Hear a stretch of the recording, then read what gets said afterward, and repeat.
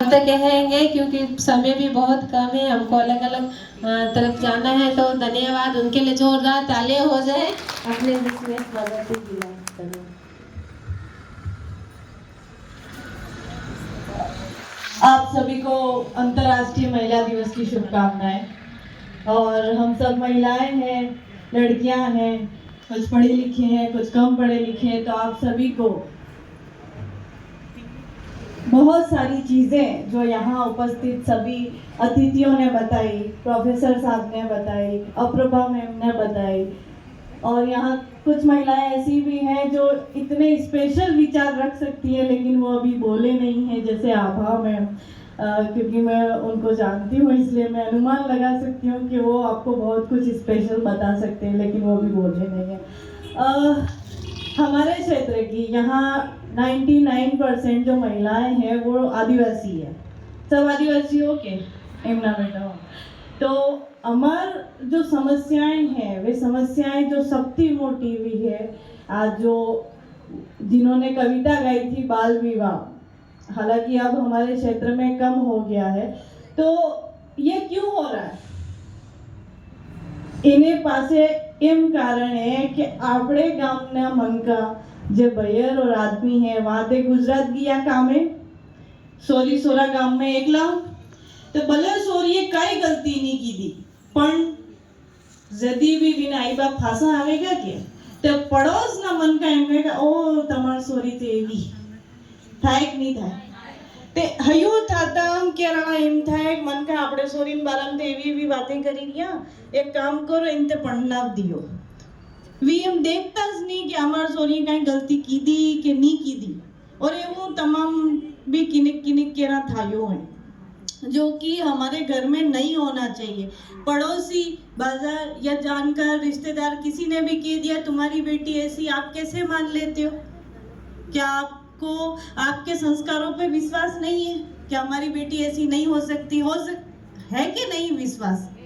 तो ये जो एक समस्या है कि हम दूसरों की बातों में आ जाते हैं। क्यों आ रहे हैं? हमारी बेटी जब दूसरे के घर पे खाने नहीं जा रही तो दूसरे के कहने से हम हमारी बेटियों की शादी क्यों करवा रहे हैं?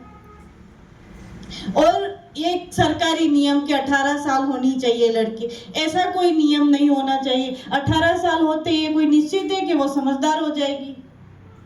फिक्स है 18 साल था तो हम समझदार थे ही सॉरी। लड़की जब कुछ काम करने लग जाए, उसके दिमाग में ये समझ में आ जाए कि शादी होने के बाद मुझे रिश्ते संभालने, पता चल रहा है अभी वो घर के जो रिश्ते हैं वो नहीं संभाल पा रही, एकदम से शादी करा दोगे, वो नए रिश्ते कैसे संभालेगी? तो उसको समझदार होने दो। जब लगने लग जाए कि अब वो आगे जिम्मेदारियां निभा सकती है तब उसकी शादी करा। और पलायन की जो समस्याएं हैं, आजीविका ब्यूरो, मैंने जितना देखा है आजीविका ब्यूरो बहुत ज़्यादा कोशिश कर रहा है कि लोग बाहर मतलब मजदूरी करने कम जाए।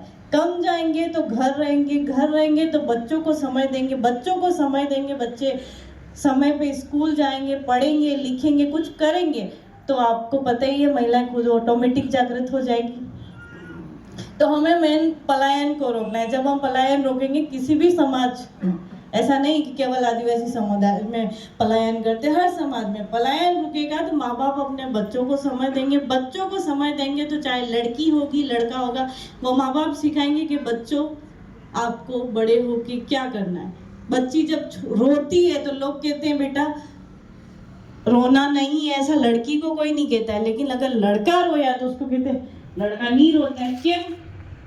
लड़कियों को रोने का ठेका ले रखा है?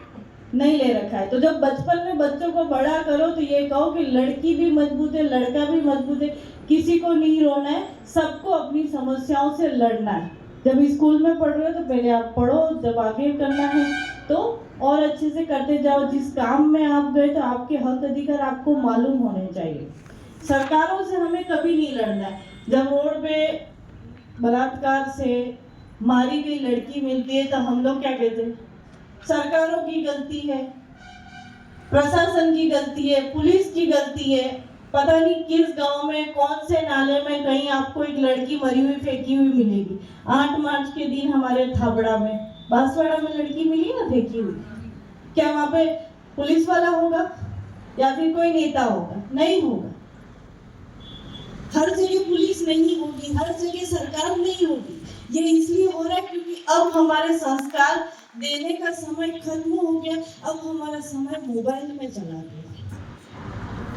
माँ बाप भी मोबाइल चला रहे हैं, बच्चे भी मोबाइल चला रहे हैं, अध्यापक भी मोबाइल चला रहा है। हर इंसान बस मोबाइल में ऐसे उंगली कर रहा है कि नहीं कर रहा? अब जब ऐसे उंगली कर रहा है तो उसको समय ही नहीं है अपनी बेटियों को सुरक्षा के बारे में समझाने का और बेटों को ये कहने का कि जो इज्जत तू तेरी बहन को दे, तेरी माँ को दे, वही इज्जत दूसरे की बहन को दो, दूसरों की बेटियों को दो। हमें समय निकालने की जरूरत है, अपने बच्चों के पास बैठने की जरूरत है। मणिपुर में जब महिलाओं को नंगा करके घुमाया गया था ना, तो हम सबको बहुत बुरा लगा कि आखिर कैसे वहाँ लड़ाई कुछ भी हो रही है, महिलाएं बीच में क्यों आई? तुम्हारी लड़ाई, तुम जो जैसे चाहो वैसे करो, महिलाओं को आप नंगा कर रहे हो, कैसे कर रहे हो? तो कुछ लोग नहीं, मुख्यमंत्री लेवल के पद के लोग कहते हैं कि अरे ये तो हमारे यहाँ रोज होता है। क्या महिलाओं को नंगा करना रोज की बात है?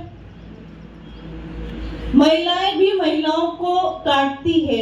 मैडम ने बोला था ऐसा नहीं होता, लेकिन मैं जिस समाज को देख रही हूँ, जो मेरे अनुभव है इन 26-27 साल की उम्र में, मैंने हर रोज देखा है कि महिलाएं पुरुषों से ज्यादा महिलाओं को रोकती है।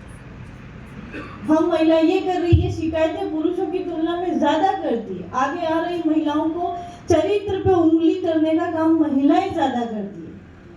एक साथ में रहने वाली महिला किसी और को बताएगी कि ये महिला ऐसी, तभी दूसरे को पता चलेगा। हम क्यों किसी और महिला के बारे में कहीं और जाके ये कह रहे कि वो फलानी महिला ऐसी, क्यों हमें कहना है? आप सभी मेरे क्षेत्र की महिलाएं, और इस क्षेत्र में ऐसी समस्याएं आम बात है, इसलिए मैं ये चीजें कह रही। वहीं धरियावत में जब एक महिला को निवस्त्र किया गया था, नंगे कर दिया था, उस वीडियो में साफ साफ सुना जा रहा था, क्या सुना जा रहा था? आने दे नागी करो तो ही ना अक्कल आवे। वो शब्द इस्तेमाल करी रही, बिन बोले मुंह माफी चाहूं। पर क्यों एक महिला दूसरी महिला के लिए ये कह रही है कि इसके कपड़े निकाल दो तब इसको अक्कल आएगी?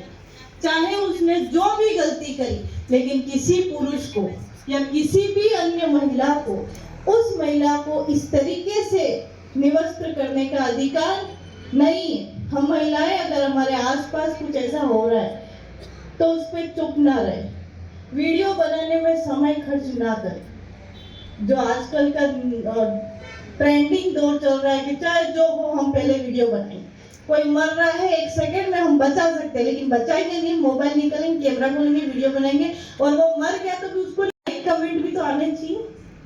जो वहां मन का भी बना जो हमारे वीडियो की तरह चढ़ाई जरूर। ये जो समस्याएं हैं, इनमें बैठी कई महिलाओं को किसी ने शारीरिक रूप से टॉर्चर किया होगा, तो किसी ने दिमाग से टॉर्चर किया होगा, तो किसी के घर से यहाँ मीटिंग में आने के लिए पैसा नहीं दिया होगा। ये कहा होगा रोज रोज मीटिंग में जाए आमू करती के पैसा लाओ, कहा होगा ना किसी महिला को, तो क्या होगा? हर प्रकार का शोषण। ऐसा नहीं है कि खाली ये जो महिला दिवस घोषित हुआ था 1911 में, वो इसलिए हुआ था क्योंकि काम करने के समय में महिलाओं के साथ गलत होता था। 1911 में जब हमारे देश का महिला साक्षरता 1%, मतलब 100 में थकी खाली 1 महिला पढ़ी थकी थी। विदेश में जहाँ ऑफिस में भेदभाव हो रहा है, इसलिए ये महिला दिवस में। उस समय भारत में खाली 100 में से कितनी महिलाएं पढ़ी लिखी थी? 1। तो हम तो उन विदेशों से बहुत पीछे, और हम तो अभी भी पीछे हैं। हमारे देश में न जाने एक दिन में कितनी लड़कियां गायब हो जाती है, न जाने कितने रेप केस होते हैं, न जाने कितनी लड़कियों को रोज उनके घर के लोग भी मानसिक टॉर्चर करते हैं, न जाने कितनी लड़कियों को बाहर समुद्र से बाहर जहाजों में बिठा के भेज दिया जाता है। मध्य प्रदेश अकेले में कुछ 2-3 साल में समथिंग पूरे देश में 13 लाख लड़कियां गए। 13 लाख किसको कहते हैं आप सोच सकते हैं? वो महिलाएं कहाँ गई किसी को नहीं पता। हमारे कुशलगढ़ में भी कुछ महिलाएं कुछ 1-2 साल पहले गायब हुई थी। वो लड़कियां कहाँ गई कुछ नहीं पता। कुछ समय बाद ये कह दिया गया कि वो लड़कियां केरल में पढ़ने गई। अरे हमारे बच्चों को पढ़ने के लिए उदयपुर, जयपुर, अहमदाबाद, गांधीनगर नहीं मिल रहा है, हम केरल क्यों पढ़ने जा रहे हैं?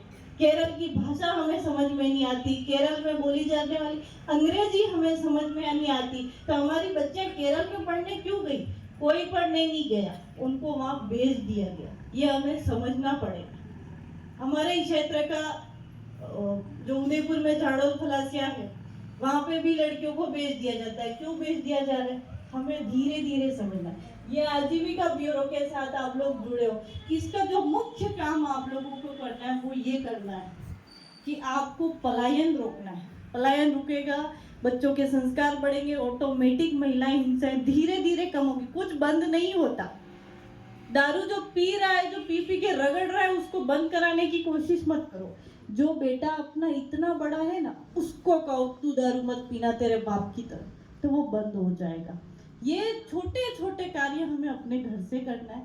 तो चीज़ें अगर आपको बुरी लगी हो तो सॉरी।